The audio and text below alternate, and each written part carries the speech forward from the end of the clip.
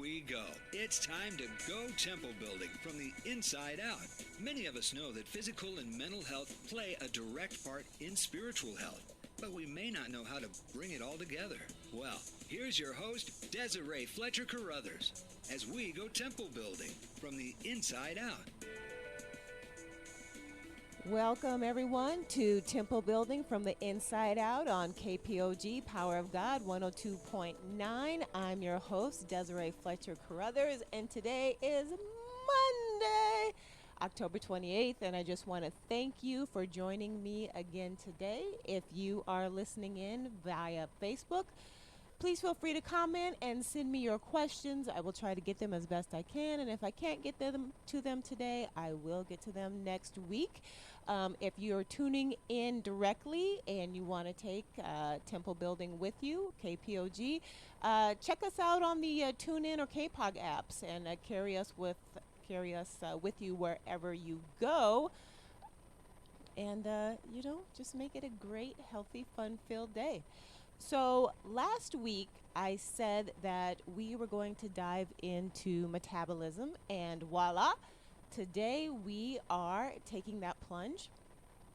Because I think it is important for you to understand the magic that is your internal makeup, we are going to cover some definitions, some sciencey stuff. So please don't tune out on me. I know you're all thinking, you graduated from class a long time ago. What's this all about? But this is the part where you're going to want to tune in and pay attention. So when you ask that all-important question, why can't I lose weight? Because that's a lot of what nutrition today boils down to for a lot of people. It's your weight. How can I maintain a healthy weight? How do I lose weight? How do I gain weight? So if you're asking yourself, why can't I lose weight? Today we're going to start building that foundation so you have a solid understanding of what's going on in order to answer that all-important question with something other than, I can't lose weight, my metabolism must be damaged, or my body is working against me, or I have bad genetics. All of which sound reasonable, but I wonder, do any of us really know what that actually means when we say things like that? So we're going to start to dig down, get to some of those basics, so, when you do hit those plateaus, if you will, you understand what's going on. Kalen Patterson is chiming in. He's saying there is no perfect pill. It's going to take some time, hard work, and great support. And Kalen, you are correct. All of the above is correct. And that plays into supporting the knowledge base that we're going to build for you today. So as we work through our discussion this morning, there are some key points that I want you to keep in mind and that we are going to expand upon as we get further into our discussion. So the first is metabolic damage. Let's remove that phrase from your vocabulary. It's not real, at least not in the terms of food intake. Metabolic damage has never stopped someone from losing weight and doesn't need to be fixed with some kind of mysterious diet voodoo. True metabolic damage is something that happens on a cellular level, but there are things like metabolic adaptation, metabolic suppression, metabolic fluctuation, whatever you want to call it. Now, those are better terms to describe what's going on in your body. So let's move away from metabolic damage and let's move away to some more correct verbiage. Starvation mode, it's sort of real thing, but it isn't nearly as dramatic as many people think. So kind of keep that in mind. And there are reasons why you can stop losing weight. Some of them may be outside of your control, but they can still be addressed and do not have to be permanent. So these are all things that I want you guys to keep in mind as we are working through our metabolism discussion. So what is metabolism? And then if you have an idea, feel free to share it with me because I'm interested in learning just as much as you guys are. But I'm going to share with you my thoughts. And it seems to me that most people think of metabolism in its simplest form in that it's something that influences how our bodies easily gain or lose weight. And if that's what you think metabolism is, you're not wrong, but that is just part of the story. It's not the whole story. So keep that in mind. But from a descriptive level, the most basic definition of metabolism is the process by which your body turns food, the food you eat, the water you drink, into energy for either immediate use that you're using right now. Because as I'm gesturing wildly, if you've watched these videos, you know I'm a hand talker. Your body needs energy to do everything. And so your body is either going to use energy right away or it's going to store it later as fat. Quick question here from Yvonne. She wants to know what do I feel about fasting? And Yvonne, that is a fabulous question. That in and of itself will be, probably could be, will be a whole show. And it's something that I do want to cover, but in short, I am a fan of fasting in certain instances. So depending on why you are fasting, the results you hope to get out of it, and how you conduct your fast will all play into what kind of benefits you may or may not glean from that activity. So thanks for asking that question, and just know that we will dive into that in the future. And can that impact your metabolism? It can. And I'll be sure that by the time I'm done talking about this topic, which this is probably going to span a couple of shows, that we will work that in there as well. So we've talked about, okay, what is metabolism? It's basically the process on how your body converts food and liquids into energy. That's the long and short of it. And how does it work? Well, that is probably more of a complex process than what we give it credit for. So we are going to touch on that on a very high level. But after we eat food, the digestive system uses enzymes to break down proteins into amino acids.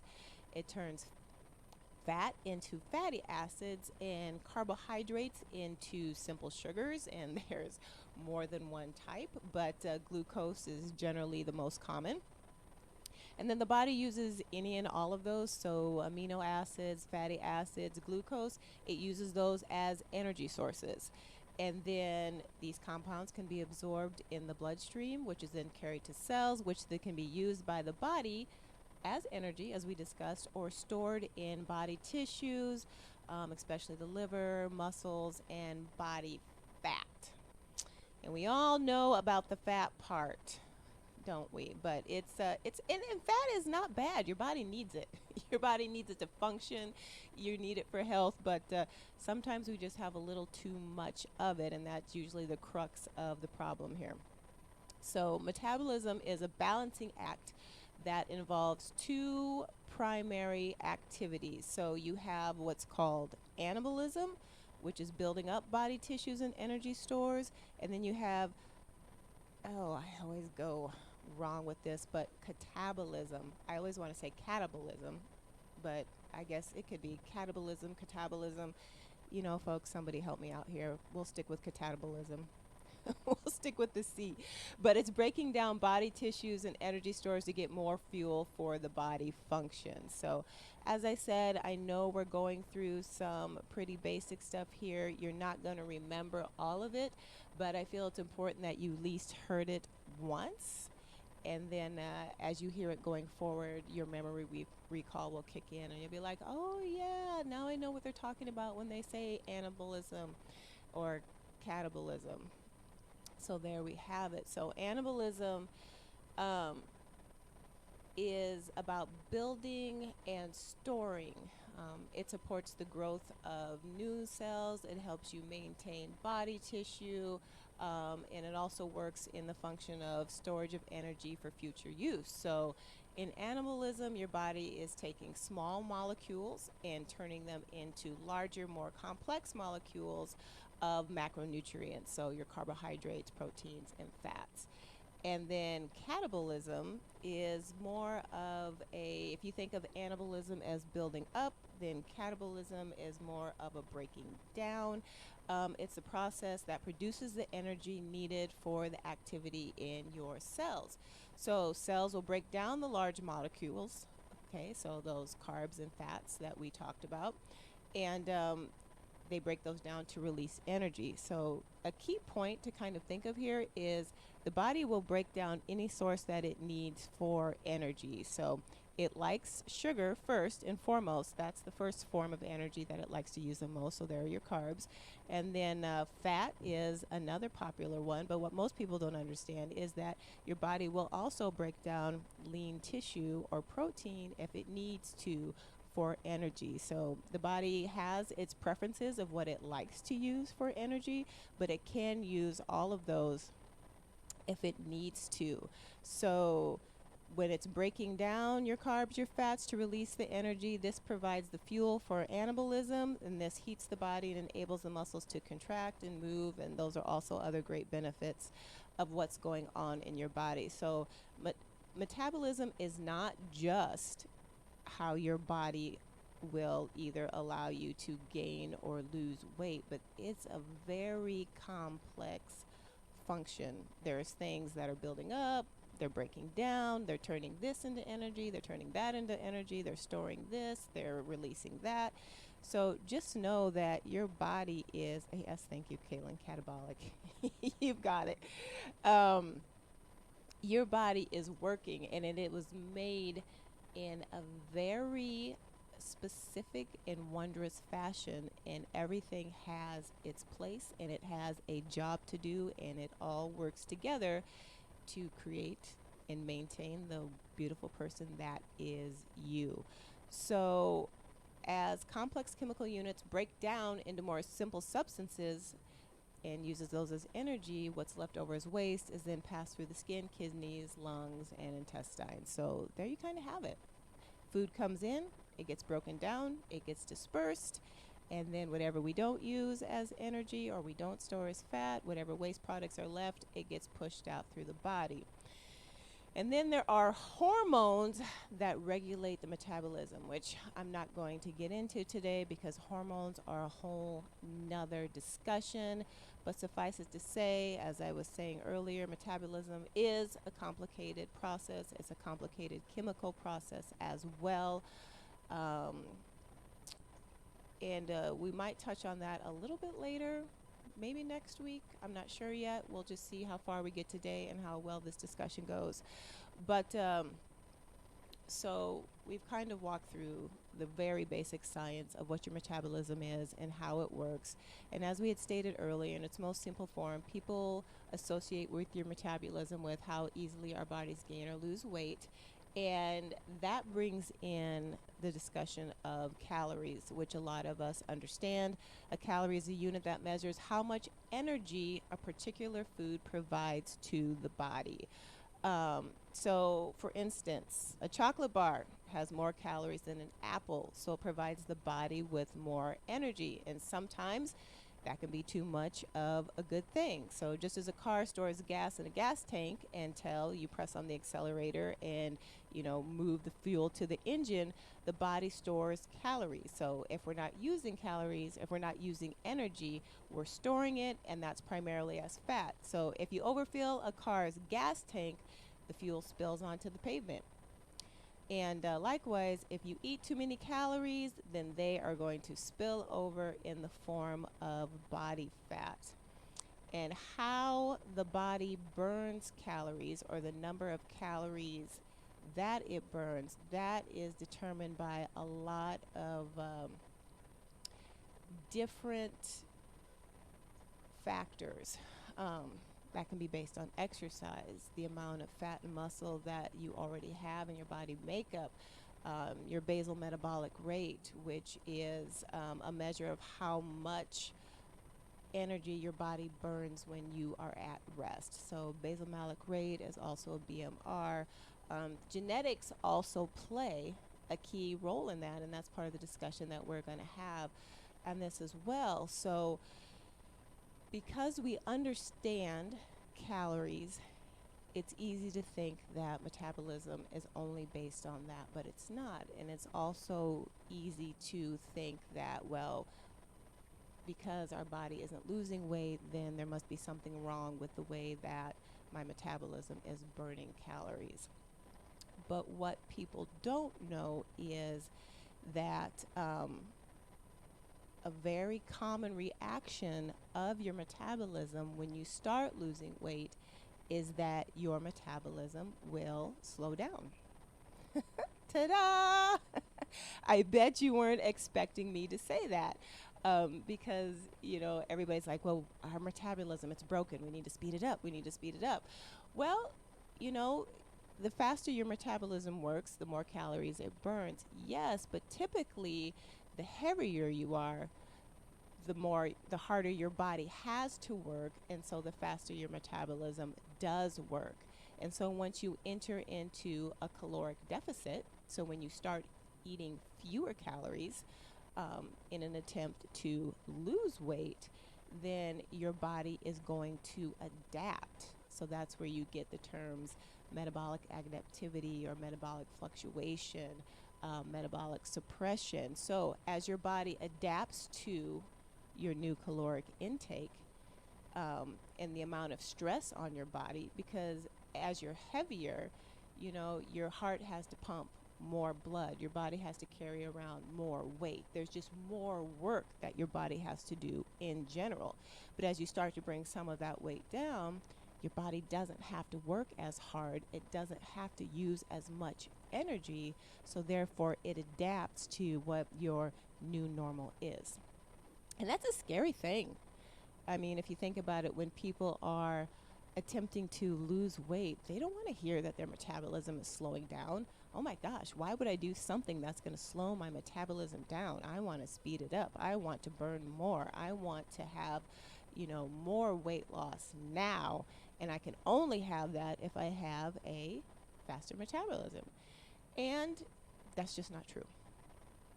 That is just not true. And so emotionally, it's almost harder to accept what the body is doing than it is physically, because your body is going to do what it's going to do. So I put that out there and I share that because I want you all to have an understanding that if your metabolism slows down somewhat, that's natural. It's going to do that in the weight loss process. So don't be afraid of that happening. But what we need to be considerate of is how we get to the part where we just totally hit that plateau and we get that thought in our mind that our metabolism is broken or that it's damaged. Because the caloric deficit in and of itself is not, quote unquote, damaging your metabolism. Your body is adapting, it's reacting to the energy that you're putting into it. But it's the yo-yo, the up and down, the inconsistency of that energy input that can suppress or dramatically slow down your metabolism further than what you had anticipated that it would do. And a lot of that can be brought on by the fad dieting and binge eating and what have you, because once you get to a certain point where you are at goal and you want to maintain that, then there are processes to help bring you into a caloric intake range that can help keep you where you want to be. But to go up, down, up, down, up, down, you do really well on a diet for 2 days and then something went wrong and then you just eat a lot and then you get back on it and you come back down, but then you put 2 more, 3 more, 5 more, 6 more, 7 more pounds on, and then you come back down. That's where your body is going to start to freak out on you, really. In very unscientific terms, the inconsistency of your eating is what is going to have more negative results on your metabolism than having consistency and balance in your caloric range. Now, if you are on some really crazy fad diet where you're only eating maybe 500 calories a day, and you do that for a prolonged period of time, yes, you can send your metabolism into a form of shock. And your body will start to quote unquote work against you on that, because at that point you're into more of the survival mode, the starvation mode. That would be extreme starvation mode for something like that. Um, it only takes about 500 calories a day to spur weight loss. Eating only 5 calories each day, that's a big difference than a 500 calorie deficit. When you're only eating 500 calories, that is extreme. But yet there are extreme diets like that out there. There are fads that would have people believe that that's what they need to do. Now, if your medical doctor puts you on a 500 calorie diet for a short period of time to spur, some faster results, that is totally different, and that's something that you've discussed with your medical doctor, and that's a path forward that you both know what to expect, what's going to happen, when you're going to start to increase your calories, how to maintain your results, so on and so forth. But just to do that over a prolonged period of time and you're exercising excessively, that's more of a recipe for disaster. Because if you're living at a lower body weight, you don't need to eat as much because you don't need as much energy. And so a little bit of metabolic suppression is okay. But when you are at the extremes, that is not okay. And that's where we start to get into the realm of what a lot of people like to call metabolic damage. And that's just an area that we do not want to go.